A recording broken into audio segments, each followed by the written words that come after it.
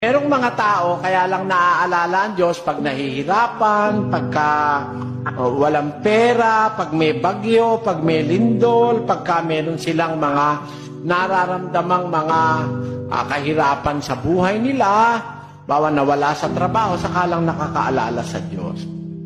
Hindi kami ganon, kapatid, sa iglesia. Sa church, we pray day and night. Sa hirap, sa ginhawa, we pray. Sa hirap at sa ginhawa, we thank God.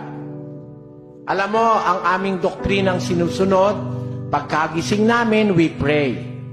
Bago kami matulog, nananalangin uli kami, we pray. On Saturday, we have Thanksgiving, we thank God for all His bounties. Kaya hindi nangyayari sa amin na parang walang panahon sa Diyos. Salamat sa Diyos. Pag-ibig